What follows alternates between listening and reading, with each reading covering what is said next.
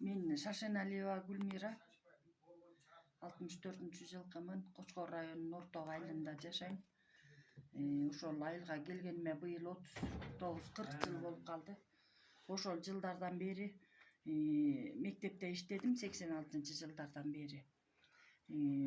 Кол өнөрчүлүк боюнча кол эмгек жана азыркы мезгилге ылайык жана технология, черчение сабактарынан берчимин. Ошо кол эмгек сабагында кыздарга өзүнчө бөлүнүп кыздарга өзүнчө сабак берип жүрдүм. Ошо мезгилде эле кыргыздын улуттук илгертен берки ата бабаларыбыздан, апаларыбыздан муундан муунга өтүп келе жаткан кол өнөрчүлүктөрүн мен программама киргизип, окуучу кыздарга ошо саймачылык боюнча, өрмөк боюнча, шырдактын кандай жасалышы боюнча бүт кыргыздын илгертеден сакталып келе жаткан кол өнөрчүлүктөрүн үйрөткөнгө абдан чоң аракет кылып кыздарга үйрөтө баштадым. Ошо мезгилде эле сайма сайганды үйрөттүм. Мындай кылып анан илгерки апаларыбыздан калган сайманын түрлөрү бар. Мисалы тиги чыраш саймасы бар, ит таман саймасы бар, сайманын түрлөрү бар.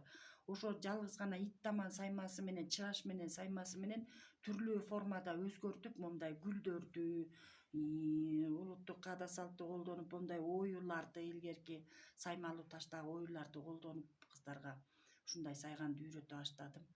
Анан менин оюмда ошо кыргыз элинин улуттук ушундай унутулуп бара жаткан оюларын, саймаларын, кыргыздын улуттук тиги эң белгилүү болгон шырдактарын жасаганды, шырыганды, жөрмөгөндү, жээк бастырганды, аны кандай кылып бириктириш керек, ошо иши кылып кыргыздын улуттук кол өнөрчүлүгүн өркүндөтүү максатында кыздарга абдан жакшы үйрөттүм деп ойлойм ушул кезге чейин. Андан пенсияга чыккандан кийин Орток айылындагы келиндер болуп уюшуп өзүбүзчө мен ушул өзүмдүн эле үйүмдө мондай сайманы сайганды, азыркы мезгилге тиги заманбап мезгилине ылайыктап сумка, мондай кошелек, мондай тапочкалардын түрлөрүн бутка кийгенде өтө жылуу, жеңил, тиги кийиз дагы азыркы мезгилде тиги улуттук буюм катары мындай адамга эме болуп атпайбы, жылуу, ден соолукка да пайдалуу деп ушундай шлёпкаларды жасадык. Ошо келин кыздарга сайма сайганды үйрөттүм мына мындай кылып. Бул сайма деле кыргыздын улуттук оюларын түшүндүрөт. Ар бир ою, ар бир тиги мисалы өсүмдүк болобу, жаныбар болобу, кыргыздын улуттук саймалуу таштагы фигураларын бергенге аракет кылып, мондай кылып сайып үйрөттүм кыздарга.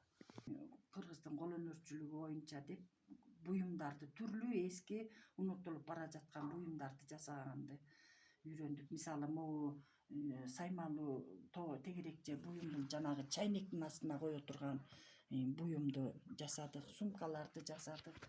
Дагы түрлүү көптөгөн оюнчуктарды жасадык. Бала ойной турган, эч кандай зыяны жок, балага ден соолукка пайдалуу, эч кандай мындай бир эмеси кооптуусу жок деп жумшак оюнчуктарды жасадык. Ал жумшак оюнчуктар дагы мисалы жомокторго байланыштуу эле тиги кыргыздын улуттук жомоктору апасы, атасы, баласы деп ошондой мааниде, апасы көтөргөн баласы деп баласына койнуна тиги баласын коюп ошондой да эме фигураларды жасап келиндерге үйрөтүп чогуу иштешкенбиз. Азыркы мезгилге чейин эле мен жалгыз өзүм эле иштеп калдым. Азыркы мезгилде келиндер, кыздар башка тармакка иштеп кетишти.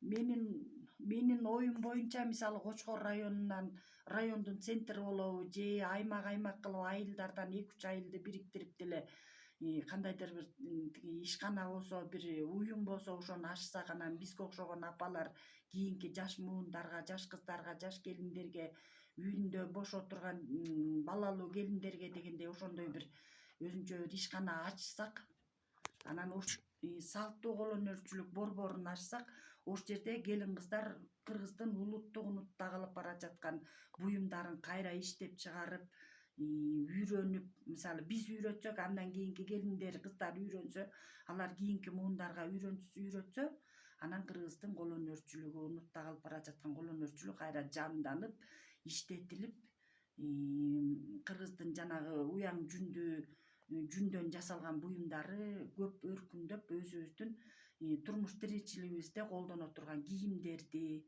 күнүмдүк кие турган кийимдерди иштеп чыксак деп ойлойм.